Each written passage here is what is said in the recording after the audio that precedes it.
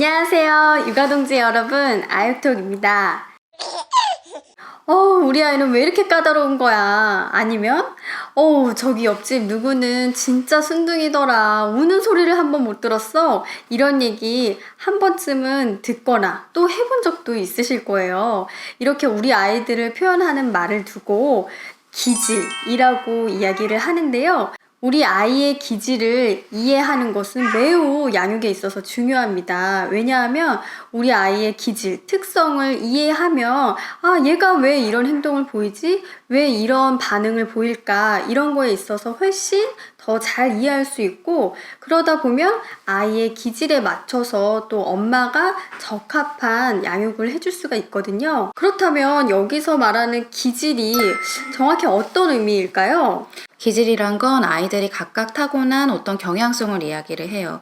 예를 들어서 어떤 아이 같은 경우에는 새로운 상황이 왔을 때 그거를 잘 받아들이고 즐거워하는 반면에 어떤 아이들 같은 경우에는 새로운 상황에 대해서 불안해하고 거부하고 이런 반응을 보일 수 있죠. 그러면 기질이랑 성격은 어떻게 다른 건가요? 보통은 기질과 성격을 거의 혼용해서 사용하는 경우가 많아요. 그런데 엄밀히 따지면 기질이라는 것은 아이들이 갖고 타고나는 어떤 특성이라고 말할 수 있어요. 단적인 예로 벌써 병원 신생아실에 아이들 많이 모여 있는데 거기서 쿨쿨 잠만 자는 아기들이 있는가 하면은 어떤 애기는 또 종일 울고 불고 하는 애기도 있어요. 그러니까 어떤 훈련이나 경험 없이 정말 말 그대로 타고나는 거죠. 기질이라는 거는. 그런데 이제 이러한 기질을 토대로 자라면서 주변의 환경과 상호작용하면서 이제 발달시켜 나가는 것이 바로 성격이거든요. 그러니까 성격은 후천적인 거라고 말할 수 있는 거죠. 기질도 그러면 우리가 성격을 구분하듯이 유형으로 구분을 할 수가 있잖아요. 네, 맞아요. 미국의 유명한 기질 연구자 토마스와 체스라는 분이 있어요. 이분들이 기질을 세 가지 유형으로 분류했어요. 이른바 순한 기질, 까다로운 기질, 느린 기질, 이렇게 세 가지 유형으로 분류를 했는데요. 여기서 순한 기질은 정말 그냥 말 그대로 순한 기질의 아이들입니다. 먹고 자고 이런 것들이 아주 규칙적이고 온순한 편이고, 또 새로운 환경, 또 낯선 사람을 만나더라도 이 아이들은 비교적 순하게 잘 적응하는 편이에요.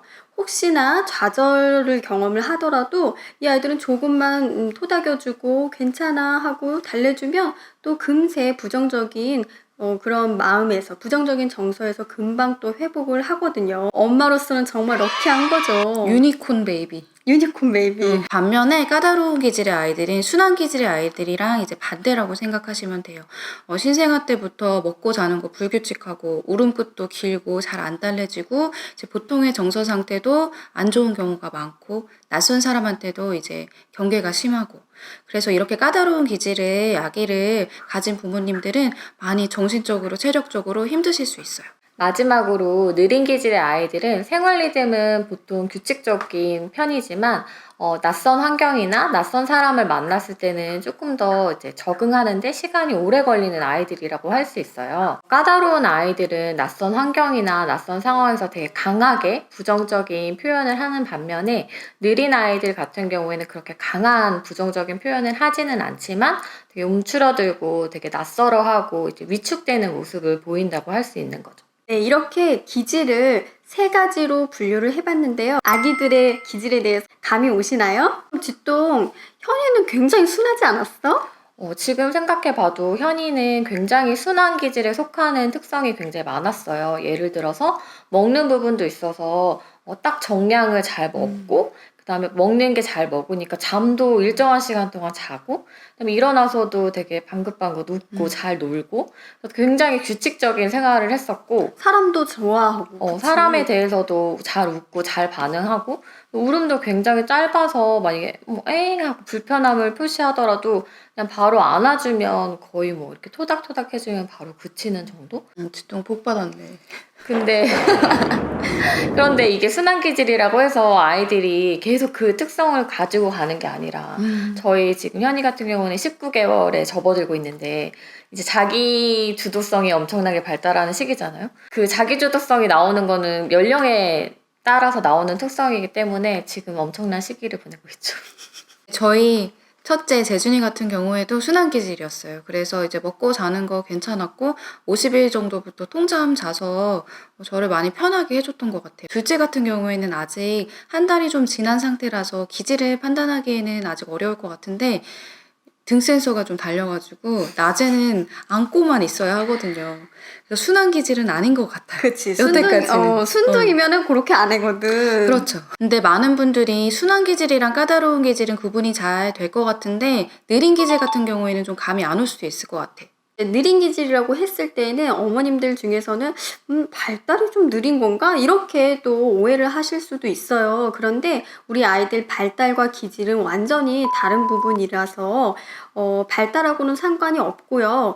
느린 기질의 원어를 보면 slow to warm up temperament라고 되어 있어요. 그러니까 이 친구들은 좀 웜업의 시간이 긴 거죠. 그러니까 한마디로 말하자면 어떤 상황에 적응을 하는 거, 받아들이는 게 좀 시간이 오래 걸리고 뜸을 좀 오래 들인다? 이렇게 표현하면 좋을 것 같아요. 지금 말한 것처럼 순한 기질과 까다로운 기질, 그리고 느린 기질로 구분하기도 하지만 사실 여기에 속하는 아이들은 순한 기질이 40% 정도, 그다음에 까다로운 기질의 아이들이 한 10%, 그다음에 느린 기질의 아이들이 한 15% 정도가 된다고 해요. 그럼 이제 남은 35%는 어디에 속하냐? 이 나머지 35%는 여기 어디에도 속하지 않는 유형이라고 또 따로 분류를 하고 있거든요. 맞아요. 우리 육아동지 여러분들도 지금 우리 애기가 어느 기질에 속하나 보는데 이럴 때는 좀 까다로운 것 같은데 또 어떤 면에서는 순한 것 같기도 하고 이렇게 좀 긴가민가 하시는 분들이 있는데요. 그것이 너무 또 자연스러운 거고요. 왜냐하면 한 아이 내에서도 서로 상이한 그런 기질들을 좀 복합적으로 가지고 있을 수도 있고 그리고 한 기질 유형에 속한다고 하더라도 그 정도가 아이마다 또 다를 수가 있거든요. 저희 유진이 같은 경우에는 좀 느린 기질에 속하는 아이인 것 같아요. 이제 새로운 상황이나 낯선 사람에 대한 적응의 그 시간이 좀 걸리고 그렇다고 까다로운 기질처럼 이제 부정적인 반응이 그렇게 센 건 아닌데 좀 시간이 걸리는 편이고 장난감 같은 경우에도 새로운 장난감을 얼른 호기심 있게 보기보다는 오히려 좀 자기가 이미 알고 있는 장난감을 꽤 오랫동안 이렇게도 놀고 저렇게도 놀고 좀 이런 스타일이거든요. 그런데 감각적으로 청각이 유난히 예민한 부분이 있었어요. 애기들 다 좋아한다는 청소기 소리 이런 것도 굉장히 싫어하고 빵집에 가면 빵 써는 소리 우리 아무도 들리지 않는데 애기한테는 그 소리가 들려서 이제 우왕하고 울고 이렇게 우리 아이 기질의 유형을 파악하는 것은 중요하긴 한데 그렇다고 꼭 이렇게 우리 아이는 여기에 속해 라기보다는 전반적인 경향성으로 파악하는 게 도움이 될 것 같고요. 우리가 이제 아이의 기질을 파악하는 궁극적인 목표는 우리 아이의 특성이 이러이러하니까 요거에 좀 맞춰서 양육을 해줘야 되겠구나. 요거를 위한 거거든요. 이거를 우리가 전문 용어로는 조화의 적합성이라고 합니다. 네, 그래서 아이들의 기질에 따라서 양육의 방식이나 양육의 그 태도가 조금 더 달라져야 하는 거죠. 순한 기질의 아이를 만났다고 해서 그냥 무조건 아싸, 럭키 이렇게 해서 끝나는 게 아니에요. 순한 기질의 아이들 같은 경우에는 이제 불편한 감을 이제 적극적으로 표현하거나 그러지 않는 경향이 있기 때문에 양육자가 먼저 조금 더 신경을 써줄 필요가 있어요. 왜냐하면 아이들이 뭐 울지도 않고 혼자 잘 있기 때문에 엄마가 그대로 방치하거나 아니면 이제 돌봄을 좀 못 보거나 돌봄을 잘 못 해줄 수 있기 때문에 그런 위험성이 있을 수 있죠. 반면에 또 까다로운 아이 같은 경우에는 자극에 민감한 경우가 많기 때문에 자극이 많지 않은 조용하고 편안한 환경이 도움이 될 수가 있어요. 예를 들어서 촉각이 예민한 아이들은 새 옷이나 새 신발 이런 데 민감하기도 하고 또는 양말에 붙어있는 그런 솔기, 뭐 실밥 같은 거에도 민감하게 반응하는 아이들이 있기 때문에 그런 거 조금 부드럽게 해주고. 영상을 보시다가 우리 애기가 까다로운 기질인 것 같은데 이렇게 벌써 또 촉이 오시는 분들이 있을 거예요. 그런데 이렇게 까다로운 기질의 아이를 두신 부모님들이라면은 더 적극적으로 육아서를 본다든지 아니면 부모 교육과 관련한 그런 육아 콘텐츠를 항상 가까이 하시는 게 좋을 거라고 저희가 권유를 드리고 싶어요.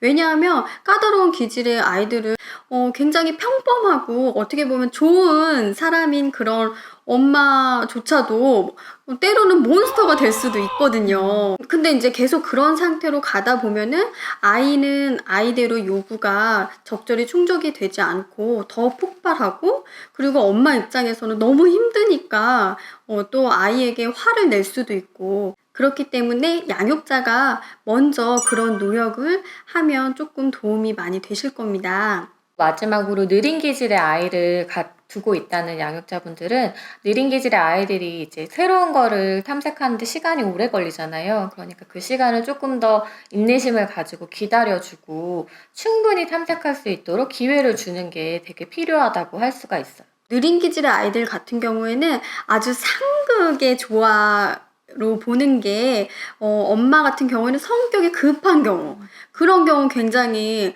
안 좋은 어떻게 보면 궁합이라고 얘기를 하거든요. 왜냐하면 아이 입장에서는 사실 아까도 말씀드린 것처럼 발달이 느린 건 아닙니다. 그래서 이 아이가 충분히 이걸 할 수 있지만 요 처음 시작, 요 시간이 조금 걸리는 거거든요. 요거를 좀 도와주고 격려도 해주고 지켜봐 줘야 되는데, 이제 엄마 입장에서는 빨리빨리 해봐, 좀 해봐, 열심히 해봐, 이렇게 채근하다 보면 또 아이가 이제 아무래도 좋지 않겠죠. 그 과정에서 상처를 입을 수도 있고. 지금 조화의 적합성이라는 개념에서 얘기했듯이 기질 자체의 분류보다 아이의 욕구에 민감하게 반응하는 양육자의 태도가 더 중요해요. 왜냐하면은 양육자가 아이의 욕구를 얼마나 잘 파악하느냐, 아이의 욕구 중에서 우선순위가 어디에 있는지 잘 파악하는지가 아이의 적응에 영향을 미치기 때문이에요. 예를 들어서 까다로운 기질의 아이 같은 경우에는 부모가 세심하고 일관성 있게 제한을 두면서 잘 기다려주면은 아이도 처음보다는 덜 까다로워지고 더 잘 적응할 수 있게 돼요. 네, 육아동지 여러분, 오늘 우리 아이 기질이 어떠한가에 대해서 한번 이야기를 해봤어요. 처음에 말씀드렸다시피 우리 아이의 성격은 후천적인 거거든요. 기질을 토대로. 그래서 아이가 훗날 건강한 성격, 좋은 성격을 발달시키기 위해서는 우리 아이가 타고난 이 기질을 일단은 양육자가 온전히 다 수용을 해주고 그거에 따라서 적합한 양육을 하는 게 매우 중요하답니다.